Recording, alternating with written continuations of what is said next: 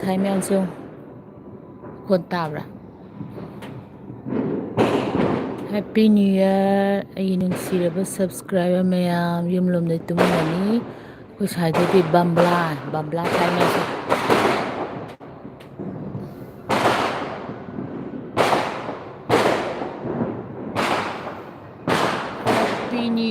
Happy New Year mayam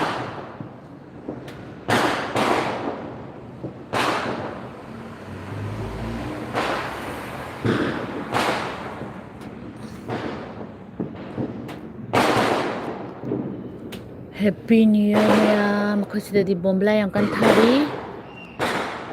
Happy New Year mayam tha sam chan tho i bombla sam thari ko saide di oh laina kuman Happy New Year nungairo anai yaunu ako saide di bombla Thai mèo su ba se tha sam chan tho i tu ubre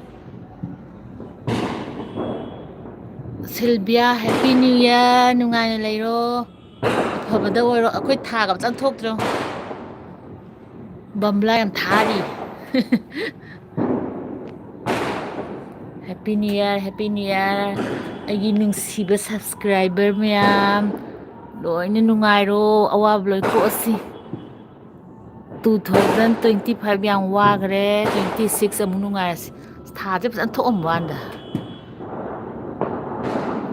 bombla makhon gi isai makhon gana ba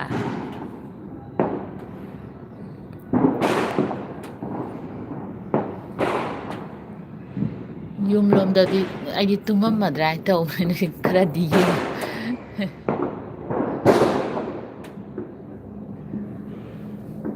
mai am ta than ge se ni ai mai bombla am thari ye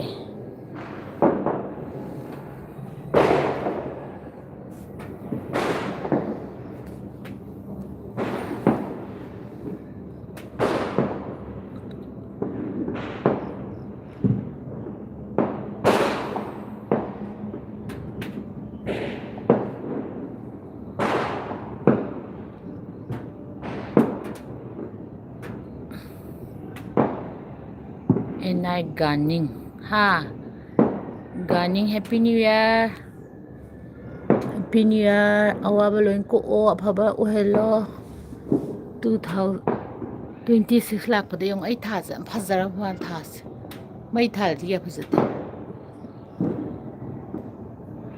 mayam loi nungai ro ko wa pa loi silasi slang bana ko sida diba ichei yo adagi bambla o kulang amai kasi kya su ing ding na hang ai yamna ingam bare lechin tharaga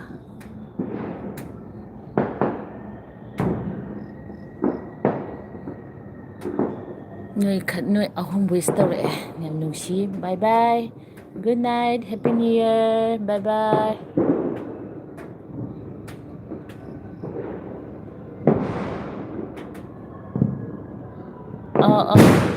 as makhon je howzi you gave it to us okay okay Happy New Year once again bye bye good night isai yam tawri sai de mi 11 ge ngini manipur jam tumgandra male thai de akhoi angang oi nga da de pung 3 9 na paktom da tume ji mi sin je tumna dre